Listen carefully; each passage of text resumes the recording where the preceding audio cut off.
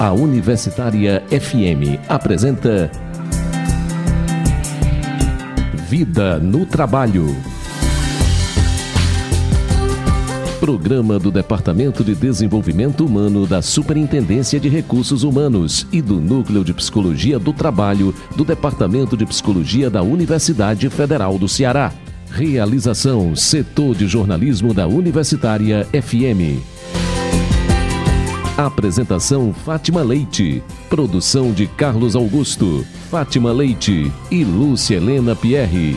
Operação de áudio Antônio Carlos Lima. Boa tarde, ouvinte. Voltamos com mais um programa da série Vida no Trabalho, que é uma iniciativa da Superintendência de Recursos Humanos do Departamento de Desenvolvimento Humano da Universidade Federal do Ceará, em parceria com o NUTRA, que é o Núcleo de Psicologia do Trabalho vinculado ao Departamento de Psicologia da UFC. Os convidados de hoje aqui no nosso programa é a professora e psicóloga Leni Sato, ela que integra o Instituto de Psicologia da Universidade de São Paulo, USP, e com a colaboração, nós teremos a participação do professor Cássio Aquino, que é coordenador do NUTRA, o Núcleo de Psicologia da UFC. O tema do nosso programa de hoje, a informalidade e a criatividade no trabalho. Sejam bem-vindos. Professora Leni, boa tarde. Professor Cássio. Boa tarde. E lembramos que o ouvinte pode participar do nosso programa ligando para o 3366-7474 e fazer a sua pergunta, fazer a sua observação em relação a esse tema do nosso programa, que eu acho que suscita algumas dúvidas e desperta um certo interesse do público, que é a questão da informalidade e da criatividade no trabalho. Você pode também acompanhar o nosso programa acessando o site da Rádio Universitária FM, www.radiouniversitariafm.com.br. E comecemos. Professora Leni, em se tratando de mercado de trabalho, né? Informalidade e criatividade, no entendimento da senhora, eles seriam conceitos complementares?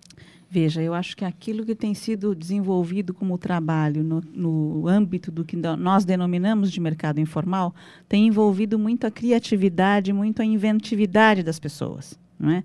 Só para você ter uma ideia, eu estou me lembrando de uma situação que eu testemunhei num estudo que eu fiz recentemente sobre o trabalho e a organização de uma feira livre na cidade de São Paulo, não é? A Feira Livre, ela é uma atividade que se dá no âmbito do mercado formal, né? O feirante, ele tem uma unidade, que é a banca, e ele deve recolher impostos para o poder municipal. Então, ele é um microempresário. Entretanto, a feira, justamente porque ela se dá no espaço público, na rua, ela acaba sendo acolhedora para diversas situações de trabalho que se dá no campo do informal, ou seja, no campo de atividades que não são reguladas pelo Estado, né? E, para você ter uma ideia, e muitos trabalhadores pobres vão à feira justamente para conseguir ganhar algum dinheiro para o sustento. Tinha um senhor, né, já com lá seus 70 anos, que o modo como ele conseguia oferir algum rendimento era conseguir dinheiro trocado para os feirantes, ou seja, a cada R$10 em nota de R$1, porque o feirante precisa de dinheiro trocado, ele ganhava R$1. Então, aí eu acho que eu exemplifico justamente o que você me pergunta, né? A informalidade, ela envolve muitas vezes uma criatividade para eu inventar um trabalho que num determinado contexto, num determinado campo de atividades econômicas que já se dão, possa se inventar alguma coisa e suprir uma necessidade existente ali, né? Um outro exemplo ainda no campo da Feira Livre são as pessoas que acabam tendo os feirantes como fregueses, né? Então, de manhã cedo, os feirantes eles têm que montar as suas bancas, e em São Paulo a Feira Livre ela é itinerante, a cada dia da semana o feirante está em um bairro, não é? Aqui em Fortaleza também. Também. Então, eu não conheço exatamente a realidade aqui. Então, eles têm que levantar muito cedo, não é? Para montar a sua banca e tal. Então, em geral, ele sai de sua casa, ele não tomou café, ele vai tomar o café na feira. Então, você tem todas as pessoas, que são, em geral, senhoras, que vendem o café da manhã para o feirante. né? Então, são essas situações, ou seja, são pessoas que identificam uma necessidade que existe, né, e criam trabalho. Nesse sentido, eu acho que a questão da inventividade, da criatividade, ela se associa fortemente ao trabalho informal. Eu posso já começar a me meter e fazer umas provocações Professor aqui para Cássio. Leni, tal como você explica, então, a ideia que se tem é que, durante a sociedade salarial, onde prevalecia um modelo mais formal de trabalho, onde havia essa regulação maior, essa possibilidade dessas novas formas de sobrevivência, praticamente, né? Se a gente pode pontuar como sobrevivência, até porque são, pelo menos os exemplos que você trouxe, são exemplos que falam de uma condição econômica muito precária, né? Então, no período dessa sociedade salarial, onde a formalidade prevalecia sobre as outras formas de organização do trabalho, não havia muito espaço para isso, ou pelo menos o ideal dessa formalidade parece que perseguia mais esses trabalhadores. Então, eu acho assim, o Brasil, ele nunca foi uma sociedade salarial no sentido que eu acho pleno do termo. Pleno, exatamente, né? Inclusive, eu acho que o que ocorre hoje nos países de capitalismo central é uma situação que eles acabam olhando um pouco como é que nós, no Brasil, nos viramos para sobreviver. Né? Porque nós nunca tivemos o pleno emprego, nós nunca tivemos o trabalhador que teria a garantia de que todos teríamos um dia a carteira de trabalho assinada ou trabalharíamos no emprego público. Né? Então, acho que a gente sempre teve, e vamos continuar tendo, pessoas que nunca tiveram uma carteira de trabalho assinada e sobreviveram o tempo todo, né, no âmbito do mercado informal. Tá? Agora, a pergunta que você faz, eu acho que remete a pensar o quanto a questão da inventividade, da criatividade, também não estaria associado ao emprego. Né? Quer dizer, ela também não é necessária, né, para você resolver problemas que se dão no dia a dia. Um trabalhador assalariado, ele também não tem que ter inventividade dentro do também. Trabalho formal, exatamente, do mercado formal. E eu estou me lembrando, Cássio, da pesquisa que eu fiz quando eu fiz meu doutorado, que foi numa indústria com um modelo taylorista, né, igual aquele filme do Charlie Chaplin, né, dos tempos modernos, em que cada trabalhador fica num posto de trabalho e etc., e que, aparentemente, o trabalhador não tem que ter nenhuma criatividade. Né? Aparentemente, quem planejou o trabalho já definiu tudo e ele só tem que executar uma tarefa sem pensar, inclusive. E que não é verdade. Não é? Se a gente convive com esses trabalhadores, observando como eles trabalham no dia a dia, o que a gente identifica é que o tempo todo aparecem situações inesperadas, que não foram programadas. E que dos trabalhadores, que são os operários, são exigidas saídas criativas. Né? Então, acaba existindo um trabalho de reconcepção, né? De repensar o trabalho que alguém planejou para eu executar, que é um trabalho que muitas vezes nem é pago. Né? Exige uma criatividade também em atividades que a gente até imagina que não exijam, que é o trabalho fabril.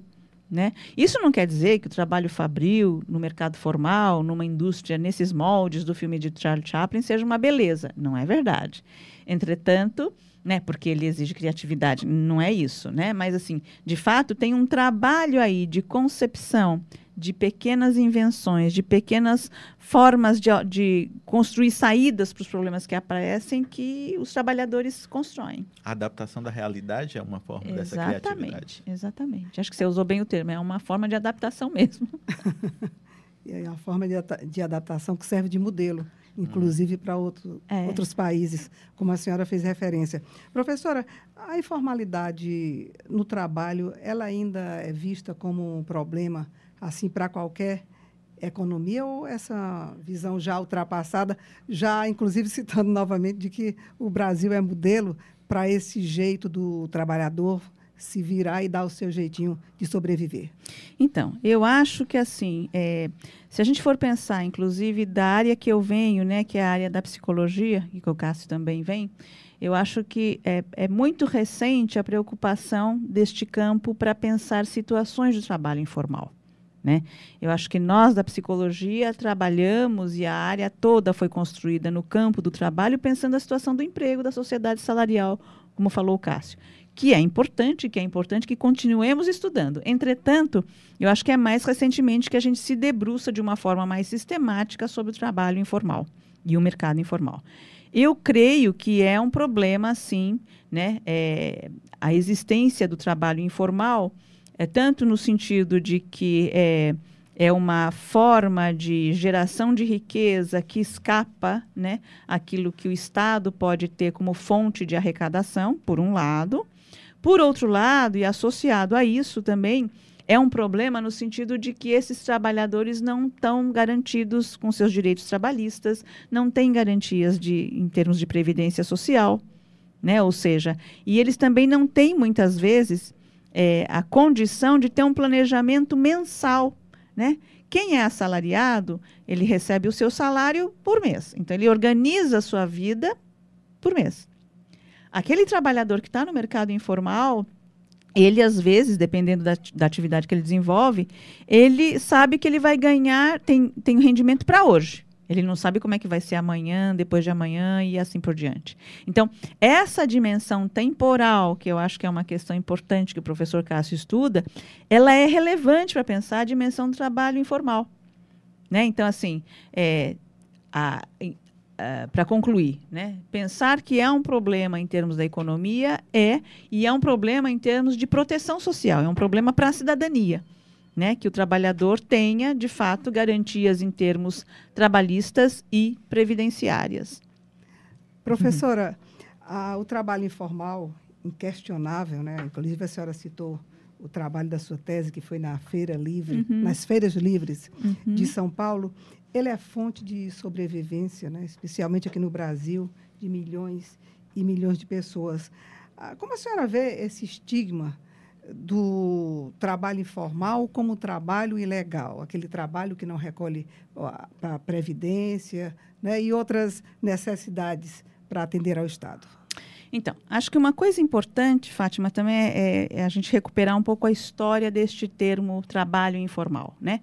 Quem inaugurou o uso do termo, né, trabalho informal foi a OIT, Organização Internacional do Trabalho, para se referir ao trabalho nos países africanos não industrial do Ghana e do Quênia. Isso na década de 70. Tá? Ou seja, tinha como parâmetro o trabalho assalariado. Então, parecia que o bom, né, o que era positivo, né, o que tinha, digamos, um status positivo nesse sentido, era o trabalho assalariado. De alguma forma, isso criando um estigma em relação às atividades que não se davam desta forma, né? Então, eu acho que existe aí um caráter que eu acho de preconceito, né, em relação ao que é o trabalho informal, né? Por isso que alguns autores têm questionado muito o uso deste termo e o emprego generalizado para se referir a diversas situações de trabalho. Tá? É um trabalho que é não regulado para o Estado. E tem um autor, que eu não vou me lembrar agora do nome, mas que estudou justamente as sociedades africanas, e ele vai questionar o seguinte, ele falou, olha, a OIT usou esse termo para se referir às situações de países não industriais. A gente tem usado esse termo de uma forma muito generalizada, de uma forma sem distinguir o que é o trabalho informal, né? Inclusive no sentido de denominar situações existentes na sociedade industrial. Tá? E a outra coisa é o fato de que muitas vezes as pessoas não legalizam, digamos assim, o seu trabalho, o seu negócio, não é porque elas não queiram, é porque é tão complicado seguir os procedimentos, né? Ou então sai tão caro para algumas pessoas que, assim, e ela não vai ter, digamos, retorno nenhum ao regularizar, que ela acaba ficando no âmbito do informal. Tá? Tem uma outra dimensão que eu acho que também é muito importante pensar quando a gente fala da informalidade, que muitas dessas atividades se dão no espaço público, na rua, não é? Por exemplo, quando fala em trabalho informal, vem imediatamente na cabeça da gente a imagem do camelô, né? Que vai vender sua mercadoria numa banquinha montada no meio da rua, né? E eu acho que as pessoas que vendem produtos no farol, balas, no semáforo e tal, né? Crianças, muitas vezes, jovens. E eu acho que existe também um certo estigma do que é a rua, do que é estar na rua, né? Como a rua como o lugar da vadiagem, o lugar da malandragem. Então, tem uma série de estigmas que estão aí associados, né? E que eu acho que é necessário que a gente se debruce sobre o que é exatamente o trabalho informal, inclusive para compreender melhor, né? E eu acho que uma das questões que é relevante se fazer é construir uma outra significação sobre o espaço público, né? Tem um livro muito bonito de um escritor do começo do século XX, que se chama João do Rio, um cronista que escrevia sobre as ruas do Rio de Janeiro no começo do século XX, né? E o livro se chama A Alma Encantadora das Ruas, né? Que é justamente recuperar e trazer, né, o quanto o espaço da rua é um espaço que pode ter um encantamento, né?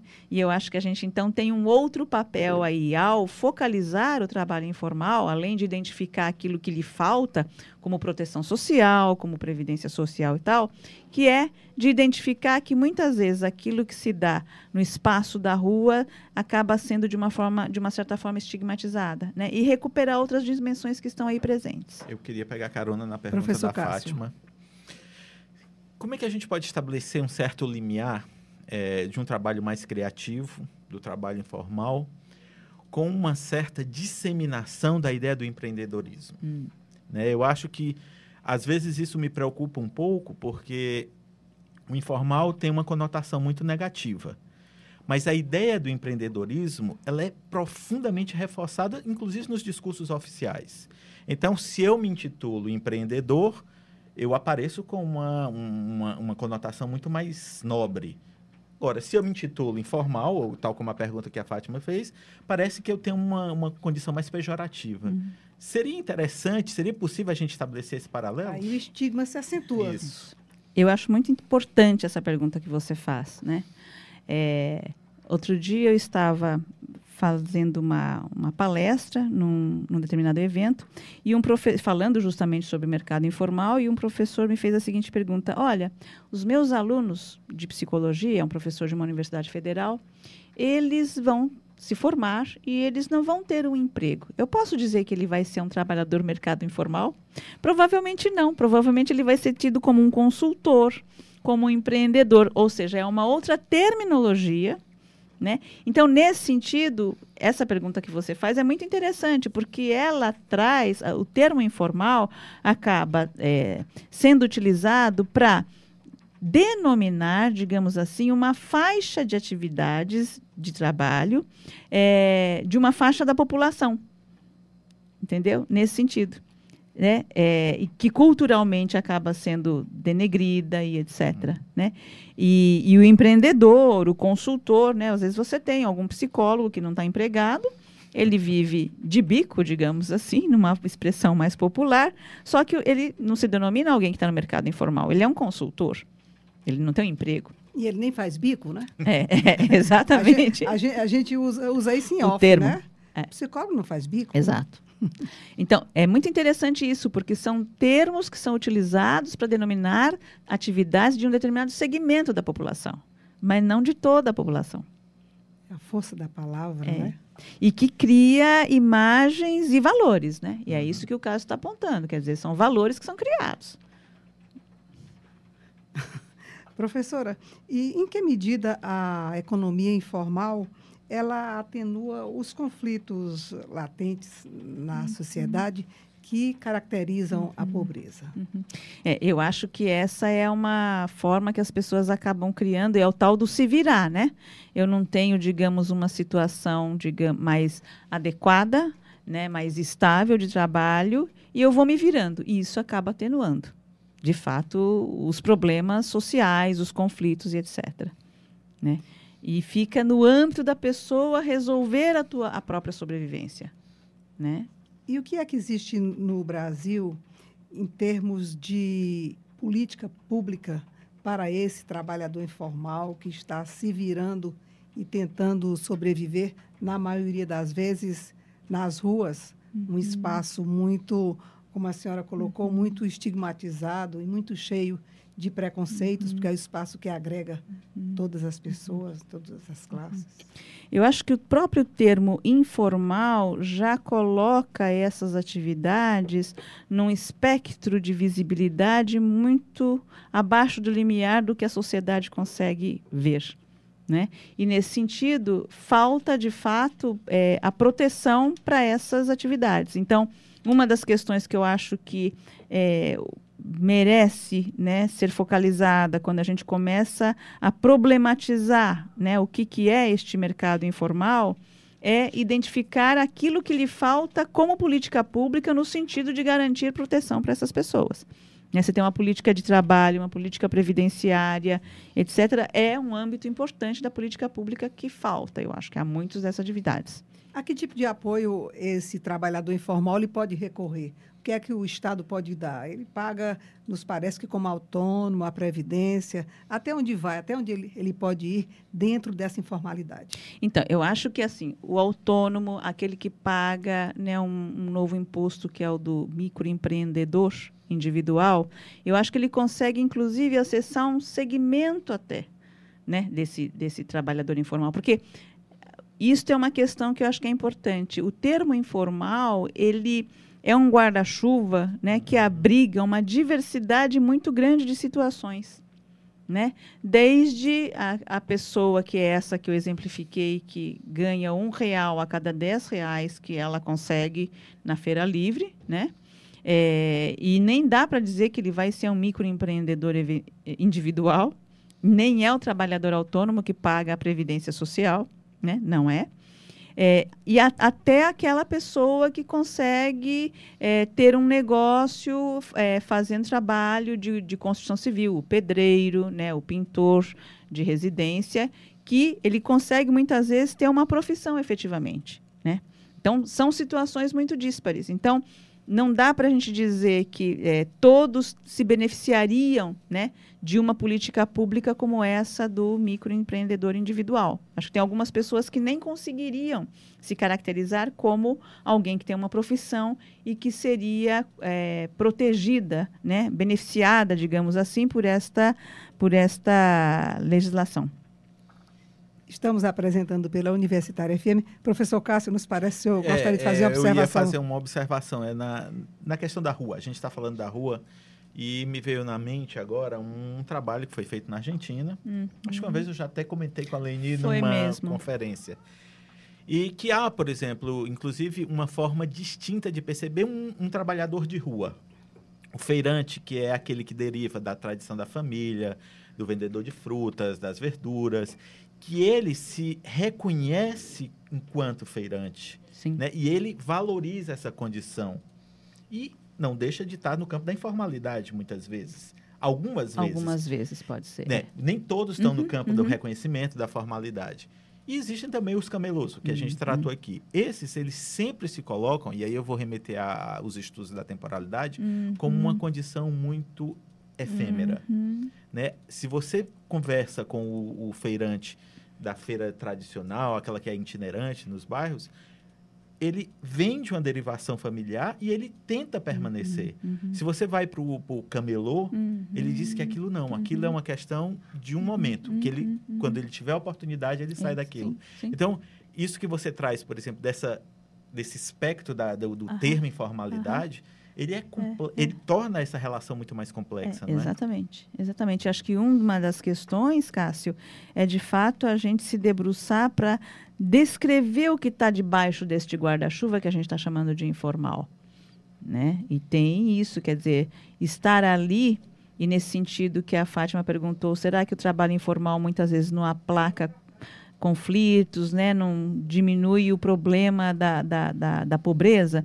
Diminui, mas não resolve efetivamente, né? Tem muitas pessoas que estão nessa condição de trabalho informal, mas não é uma opção, absolutamente. Ele não se identifica, né, com aquela atividade. Ele está ali enquanto não conseguir arrumar uma outra atividade no mercado formal, né? Com emprego e etc., e com uma relação de possibilidade de planejar a vida que não seja a cada dia. A cada dia. Que é muito duro você batalhar a cada dia, você imaginar se amanhã você vai conseguir ter alguma fonte de rendimento. Estamos apresentando pela Universitária FM o programa Vida no Trabalho, que hoje discute o tema a informalidade e a criatividade no trabalho. Voltamos em instantes. Universitária FM, a sintonia da Terra. Voltamos a apresentar pela Universitária FM o programa Vida no Trabalho, que hoje conta com a participação da professora e psicóloga Leini Sato, do Instituto de Psicologia da USP, e do professor Cássio Aquino, que é o coordenador do NUTRA, o Núcleo de Psicologia aqui da Universidade Federal do Ceará. A informalidade e a criatividade no trabalho é o tema que nós estamos debatendo e conversando no nosso programa de hoje, que também será o tema da palestra de logo mais às 16h, da professora Leini Sato, no auditório Luiz Gonzaga, aqui no Centro de Humanidades, na área 3, aqui da Universidade Federal do Ceará, no campus do Benfica. É aquela área que fica em frente à Igreja dos Remédios e ao lado da reitoria. E voltamos com a nossa conversa com a professora Leini, com o professor Cássio, que sempre tem colaborado conosco aqui no nosso programa. Professora, muitos especialistas, eles trabalham hoje o conceito de economia popular e solidária. A solidariedade, no entendimento da senhora, seria uma estratégia para a realização do trabalho criativo? Foi muito interessante você levantar esse ponto, porque o professor Paul Singer, que é, né, um dos intelectuais, né, e hoje está no Ministério, em Brasília, justamente trabalhando com a economia solidária, ele, em um documento que foi elaborado pela Central Única dos Trabalhadores há alguns anos sobre o trabalho informal, ele aponta a economia solidária como sendo uma saída possível para os trabalhadores que estão na economia informal. Ou seja, ser uma forma coletiva de trabalho, né? E, assim, os estudos que têm sido desenvolvidos, as iniciativas que têm sido desenvolvidas sobre trabalhos no âmbito da economia solidária mostram efetivamente como formas de organizar o trabalho, de gerenciar o trabalho, têm sido criadas, inovando muitas vezes em relação àquilo que existia antes. Você tem alguns estudos focalizando empresas que antes eram empresas privadas, que entraram em processo de falência e que passaram a ser cooperativas. E que aqueles mesmos trabalhadores que trabalhavam na empresa quando ela era uma empresa privada, né, e que continuaram trabalhando quando ela passou a ser uma empresa de economia solidária, como mudou o modo como se realizou o trabalho, ou seja, mostrando uma criatividade aí na forma de fazer. Então, eu acho que a economia solidária, eu acho que ela tem uma série de possibilidades e potencialidade no sentido de garantir, né, outras formas de criar trabalho. Tem um aspecto, Fátima, que eu gostaria de trazer, até por conta de que o professor Cássio trouxe uma questão importante, que é esse discurso hoje sobre o empreendedorismo, né? E que acaba, muitas vezes, sendo um discurso que responsabiliza o trabalhador pelo próprio trabalho. Ou seja, você tem que garantir condições para gerar o próprio trabalho, né? E isso acaba responsabilizando as pessoas por isso. Então, nesse sentido, eu acho que tem aí uma vertente crítica que tem apontado, né, como esse discurso ele acaba gerando uma certa forma de estar na sociedade em relação ao trabalho muito mais individualizada, né? E, em função disso, eu me lembrei de uma outra questão que está relacionada com o trabalho informal, que é o que alguns autores têm denominado de nova informalidade, que é o quê? Você tem empresas, né, do mercado formal de trabalho que acabam terceirizando, né, seus processos, subcontratando empresas que, por sua vez, subcontratam outras e assim vai. Tem uma cadeia de subcontratação que isso acaba gerando uma informalidade, né, uma precarização do trabalho. Então, Então, tem alguns autores, inclusive alguns autores franceses, se eu não me engano é o próprio Robert Castel, né, que fala sobre a sociedade salarial, e ele vai dizer que o que está acontecendo hoje com esta subcontratação, né, ad infinito, é você criar uma instabilidade dos estáveis. Então, nessa discussão sobre informalidade, eu acho que é muito importante destacar e apontar, né, como essa nova informalidade, esta subcontratação, ela é nefasta. É nefasta no sentido de você tirar garantias, né, tirar a estabilidade de trabalhadores que eram estáveis. Né? Eu acho que a gente observa isso, inclusive, no próprio serviço público. Né, que a gente tem terceirização na própria universidade, né? Você tem a terceirização dos trabalhadores de portaria, de segurança, de limpeza, né? E que muitas vezes, quer dizer, na maioria das vezes, eles não têm os mesmos direitos ou não recebem o mesmo salário que recebe alguém exercendo aquela mesma função, mas sendo contratado pela própria universidade. Então, é uma questão importante a se destacar como um risco. Professor Cássio. Eu queria fazer esse link, ela toca na precarização, é algo que me toca também fundo. Voltando para essa relação da temporalidade e da espacialidade. Me parece que a gente discutiu a questão da informalidade, o espaço da rua, né, que o Marc Roger chama como não lugar. Né? Só que ele começa a se caracterizar como um lugar, como uma referência. Antigamente, jamais eu diria, eu trabalho na rua. Hoje já passa a ser um critério, inclusive considerado de espaço para trabalho.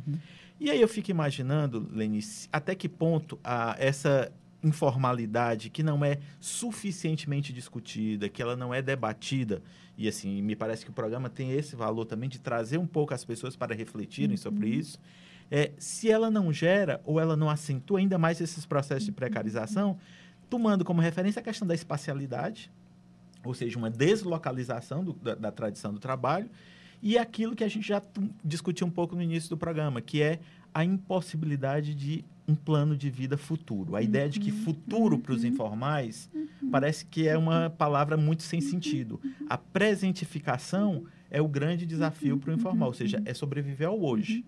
Amanhã, e isso em termos de produção subjetiva, ou seja, da pessoa que se coloca nesse lugar, se torna algo muito confuso. Como é que nós, da psicologia, podemos enfrentar isso? Sim. Então, eu acho que aí me parece que existem duas questões que têm que ser discutidas com bastante serenidade, eu acho, e a gente ainda tem um papel no sentido de identificar, a partir de pesquisas sobre a nossa realidade de trabalho, porque, na verdade, no Brasil, né, o mercado informal é enorme, né? Discutir duas coisas. Uma é o trabalho, é a atividade como algo que é importante para o indivíduo, não é? Existe toda uma discussão sobre o trabalho ser ou não central para pensar a própria, para pensar a subjetividade, a identidade, as próprias relações sociais. Então, acho que tem essa questão. Isso de um lado. De outro lado, é você discutir em que medida as pessoas precisam, para sobreviver e, portanto, para ter algum projeto um pouco mais a longo prazo, de sobreviver pelo trabalho. E aí, se a gente pensa numa sociedade que é muito desigual, como a brasileira, né, será que a gente não poderia pensar que o Estado poderia prover as pessoas de um rendimento mínimo, né, independente de ela trabalhar ou não? Ou seja, o trabalho é importante em termos de uma atividade que garante socialização, que garante uma série de coisas. Né? Agora, você prender o tempo todo a possibilidade de sobreviver, a capacidade de trabalho dela é uma questão. E aí, nesse sentido, eu acho que a gente tem que fazer um debate que talvez a psicologia não tenha feito ainda, que é justamente, será que não é necessário ter uma forma de rendimento que fique não presa efetivamente à capacidade desse indivíduo trabalhar? E aí pensar, né, uma forma de rendimento, que é o Estado que aí teria que garantir, intervir, né, de modo que essa pessoa consiga ter um projeto nesse sentido. A gente pode fazer alguma relação esse anseio aí que a senhora coloca com o Bolsa Família, por exemplo, ou programas governamentais que gratificam o trabalhador, as famílias, né, quando ela não trabalha. E que é sempre acusado como populismo dos governantes, né, e etc. Sim. Então, eu, na verdade, acho que a gente teria que estudar um pouco mais. Eu não conseguiria, neste momento, Fátima, te responder, porque não é algo sobre o qual eu me debrucei. Né? Mas eu acho que são coisas de uma agenda que a gente tem que montar em termos de estudo mesmo. Né? Eu não teria elementos para te falar, olha, eu acho que é pela via dos bolsas diversos que existem, eu não teria elementos para te falar. Né? Desse assistencialismo, né? Então, acho que é uma questão para a gente pensar mesmo. Você pode também participar do nosso programa, aqui conversar um pouco conosco e tirar a sua dúvida sobre informalidade e criatividade no trabalho, aqui com a professora Leni Sato, com o professor Cássio Aquino, que colabora conosco, ligando para o 3366-7474. Você também pode, pelo Facebook, fazer a sua pergunta, Vida no Trabalho, pelo Twitter, @Vida no Trabalho. Professora Leni, e falando um pouco do trabalho cooperativo, do cooperativismo, as cooperativas de trabalhadores, que papel elas têm, no entendimento da senhora, nas relações de trabalho hoje? Então, eu acho que tem duas questões, né? As iniciativas de atividades em economia solidária, elas começam a ser muito mais desenvolvidas a partir do momento em que a gente tem um desemprego de longa duração muito importante. Então, as pessoas sabiam que ali não dariam mais para conseguir um emprego assalariado. Isso é uma saída em termos econômicos. De outro lado, é uma aposta política numa outra forma de se relacionar no trabalho, né? De que os trabalhadores não sejam vendedores de sua força de trabalho apenas, né? Mas que eles sejam os proprietários e que eles tenham o poder de governar a situação de trabalho que eles realizam. Então, nesse sentido, eu acho que existem, de fato, situações em que o modo como as pessoas se relacionam no trabalho, o poder que elas têm de gerenciar o próprio trabalho, negociar formas de realizar e modos de estar na comunidade, isso tem implicações importantes a partir desta forma coletiva de gerenciar o trabalho. Tem um estudo desenvolvido por uma pessoa que é minha orientanda, a Cris Andrada, que desenvolveu a dissertação de mestrado dela em uma cooperativa no Rio Grande do Sul, em Porto Alegre, e uma cooperativa de confecção, e mostra muito claramente nesse estudo, esse é um dos estudos, mas existem outros, né? Mostra muito claramente como pessoas trabalhadoras que eram operárias, algumas eram empregadas domésticas ou diaristas, muitas desempregadas, ou pessoas que trabalhavam como caixa de supermercado, elas construíram uma cooperativa, né, sozinha, inclusive sem a ajuda de nenhum assessor ou consultor, né, e estão firmemente sustentando esta organização. E hoje, essa cooperativa faz parte de uma rede de cooperativas, que se chama Justa Trama, que está sendo objeto de estudo dessa minha aluna no doutorado, né? E que envolve toda a cadeia do algodão orgânico. Inclusive, aqui no Ceará também tem uma das organizações que são cooperativas que faz parte dessa rede, né? Então, inaugura, assim, uma outra forma de pensar a relação do trabalhador com o seu próprio trabalho. Né? De qual é o poder, o controle, a forma que ele tem de definir, e inclusive pensando em formas de rendimento que ultrapassam aquilo que ele poderia ganhar no mercado formal, trabalhando como operário numa empresa de confecção similar àquela. Né? Acaba tendo um rendimento maior. Então, acho que tem uma série de possibilidades interessantes que a economia solidária inaugura aí para pensar outras formas de se trabalhar. Professor Cássio. Eu queria fazer uma provocação de novo, Aleni. Até que ponto a criatividade também ela não pode ser cooptada pela estrutura capitalista e precarizar ou intensificar ainda mais o trabalhador? Eu não estou querendo fazer nenhuma referência à profissão docente, por exemplo, mas nós estamos num crescente de produtivismo sem uma crítica. Ou seja, ou então você até escuta muitas críticas, mas você não vê as pessoas parando para enfrentar esse posicionamento crítico. Não há um risco também disso, Leni? Eu acho, por exemplo, que o toyotismo, né, é um exemplo disso que você está falando, né? O toyotismo é uma forma de organização da produção, né, que foi implantado no Japão, na Toyota, e o seu grande pessoa que é a referência de concepção dessa forma de organização se chamava Taiichi Ono. Então, também pode ser denominado de onoísmo. E o Ono, ele falava o seguinte, que ele admirava o Taylor, que o Taylor ele criou uma forma de organizar o trabalho que era diminuindo o desperdício de tempo, de movimentos, só que o Taylor não conseguiu se apropriar de algo que era muito importante, que era a criatividade dos trabalhadores, né? E que então ele Taylor, desperdiçou a criatividade dos trabalhadores. E o toyotismo veio justamente no sentido de recuperar, através de uma série de técnicas, esse conhecimento que as pessoas têm o tempo todo no trabalho, né? Então, assim, os círculos de controle de qualidade, né? Programa de Kaizen, que é o aprimoramento contínuo, programa de sugestões que os trabalhadores têm que o tempo todo são obrigados a dar sugestões para melhorar, né? Então, isso sim, eu acho que você tem toda a razão, né? A criatividade, ela acaba sendo apropriada, sim, pelo capitalismo, né?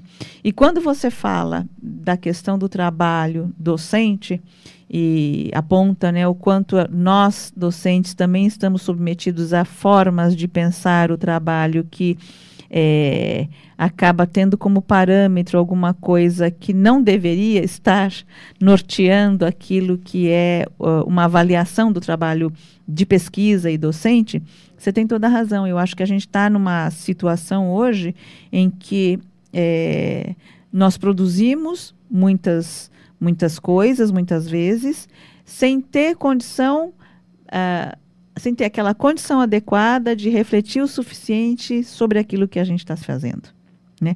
E o que acaba acontecendo, e que acho que é um problema que é lamentável, é que nós acabamos criando saídas individuais para isso, né? É um problema que nós temos ciência, né? As pessoas se queixam né, da exigência cada vez maior de produtividade, etc. e tal. O Brasil está, né, subindo nos rankings de produção acadêmica e etc. Agora, de fato, a gente não consegue ter uma saída mais coletiva. Professora, a criatividade ela é sempre muito relacionada à informalidade.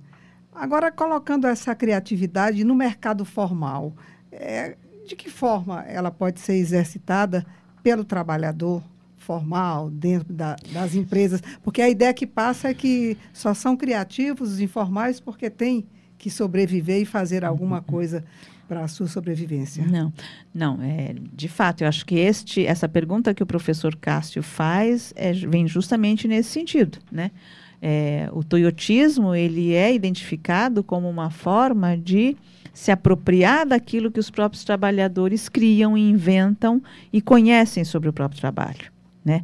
E muito daquilo que um trabalho consegue ser desenvolvido, do que se consegue desenvolver em relação ao trabalho, é porque os próprios trabalhadores foram resolvendo os problemas que acontecem o tempo todo, né? Por exemplo, a gente sabe de algumas operação padrão, né? Quando tem operação padrão na Polícia Federal, no final do ano, quando as pessoas vão ter que viajar e vão ter que passar pela alfândega. O que é a operação padrão? É quando o trabalhador segue estritamente o que está definido na prescrição. Isso diminui a produção, a produtividade, e Outra coisa, aquilo que está prescrito não prescreve o que o que aparece como um incidente. E para resolver esses incidentes, só com a criatividade dos trabalhadores.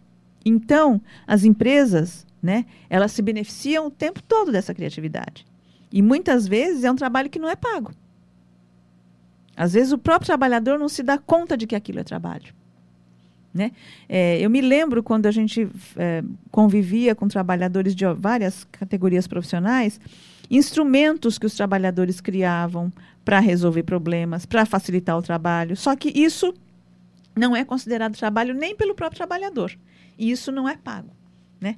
Assim, hoje eu acho que dentro desses programas de melhoria, de qualidade, que é um discurso que existe muito forte nas empresas, as empresas têm dado prêmios para os trabalhadores caso eles deem sugestões. Essas sugestões estão baseadas nessa criatividade. Né? Mas acredito que é uma criatividade que a empresa, né, investe nela visando o aumento da produtividade, de melhores resultados. Sem dúvida, sem dúvida, sem dúvida. Tem um estudo não tão recente de um professor da engenharia lá de São Paulo, que ele identificou os temas que eram levantados pelos trabalhadores que mereceriam ser discutidos nos denominados círculos de controle de qualidade, que é onde se discutem os problemas que existem na produção e que se dão sugestões de melhoria para resolver aquele problema. Ou seja, é uma criatividade com vistas à lucratividade, à eficiência e etc. Produtividade. E ele identificou o seguinte: dentre os vários temas identificados pelos trabalhadores, aqueles que diziam respeito à melhoria de condição de trabalho, mas que não repercutiriam em melhoria de produtividade, não eram considerados discutíveis por esses círculos de controle de qualidade. Discutia-se o quê? Aqueles temas que conduziriam a uma melhoria de produtividade e de lucratividade. Professora, e como a senhora vê o papel das novas tecnologias? A senhora acredita que elas podem ser apropriadas em favor da disseminação do trabalho criativo hoje? Então, eu acho que aí talvez também não dê para ter uma resposta assim, né, que generalize, não é? Eu acho que a tecnologia nos ajude. Que tecnologias, né? Então, acho que elas nos ajudam, não é? Nos ajudam e podem ajudar a criatividade. Entretanto, existe o risco de essa mesma tecnologia nos escravizar. Né? Então, por exemplo, uma coisa muito simples que está no dia de todos nós, que é o uso de internet, de correio eletrônico. Né? Ela é algo que facilita o trabalho, que agiliza muitas coisas e que até, eventualmente, poderiam nos liberar para fazer algo mais criativo. Entretanto, eu acho que a gente acaba, muitas vezes, também se escravizando pelo uso dessa tecnologia. Né? Então, eu acho que tem sempre os dois lados da moeda, não é? Em qualquer tecnologia, me parece. Queria, professor Cássio, pontuar exatamente. Por exemplo, essa liberação do tempo, muitas vezes, ela não é investida nesse próprio sujeito. Uhum. Ela, mais uma vez, é apropriada pelo capital. Assim, eu posso, cada vez mais, a questão das metas, pensando na ideia das metas e da criatividade. As metas, e o setor bancário é muito claro em relação a isso, e, infelizmente, isso parece estar chegando no serviço público de uma maneira muito clara, o atingimento da meta, com muito apoio da tecnologia, faz com que cada vez mais esses índices cresçam e a intensificação e o ritmo de trabalho se torne algo alucinante. Já não importa a questão da jornada. A jornada de trabalho, que está muito mais próximo da ideia de duração, ela acaba subsumindo na ideia da intensificação e do ritmo. Então, a gente pode até dizer, olha, a gente diminuiu o tempo de trabalho, mas o ritmo ficou cada vez... Os tempos mortos desaparecem, o tempo do respirar, o tempo do contemplar, praticamente deixa de existir. O ócio foi pelo ralo. Exatamente. Desde a Grécia Antiga. Professora, e falando um pouco ainda em relação às novas tecnologias, né? Elas fizeram com que as empresas deixassem de ser um lugar fechado. Você hoje tem a possibilidade de produzir em casa, né? Pelo menos a algumas estatísticas mostram, né, que no Brasil 10 milhões de pessoas trabalham à distância pelo menos um dia por semana. Como a senhora vê essa relação do trabalhador dentro dessas novas tecnologias? O que é que permitem? Então, eu acho que até o que é que permite que a gente possa hoje trabalhar em casa é que nós já estamos disciplinados, né? Em termos históricos, se a gente for pensar, o Taylor, né, quando ele definiu o modo de organizar o processo de trabalho, ele não queria que os trabalhadores trabalhassem em grupo. Era cada um num posto de trabalho e ele tinha que se reportar ao chefe. Por quê? Né? Naquele momento, você ainda tinha um trabalhador que não estava disciplinado para o trabalho fabril. Então, qualquer grupo de 3 ou 4 já poderia até virar uma pequena revolta, né? Hoje não. Hoje nós podemos trabalhar em casa e continuaremos fazendo direitinho o trabalho, né? Hoje pode existir trabalho em grupo, isso não vira revolta. Então, assim, em termos históricos, hoje nós somos trabalhadores muito disciplinados. E é isso que permite até que essa tecnologia exista. Né? Eu não vou ficar em casa fazendo joguinho de videogame, se fizer, mas eu vou continuar trabalhando e fazendo o que a empresa quer. Então, não existe o risco de eu não entregar o meu trabalho. Né? Então, essa tecnologia, ela, na verdade, é possível num determinado momento histórico em que a gente também já é um trabalhador diferente do que era o trabalhador de um século atrás. E até porque também essa tecnologia ela tem suas formas de vigilância. Né? A ideia do nosso celular, hoje em dia você pode estar em qualquer lugar do mundo, mas você está ligado à sua empresa permanentemente. Inclusive nos períodos de férias. Infelizmente. Exatamente.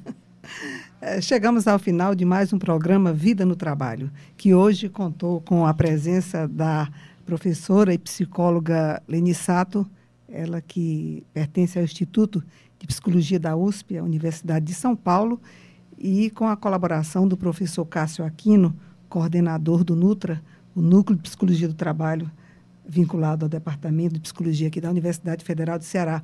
E lembrando que o tema do nosso programa de hoje, a informalidade e a criatividade no trabalho, será tema de palestra logo mais às 16h, no auditório Luiz Gonzaga, aqui na área 3 do Centro de Humanidades, de palestra da professora Leni.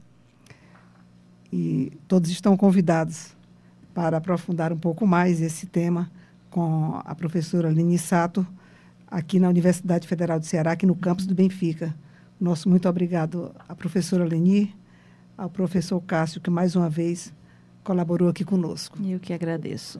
Obrigado. O programa Vida no Trabalho volta na próxima semana. Uma boa tarde. A Universitária FM apresentou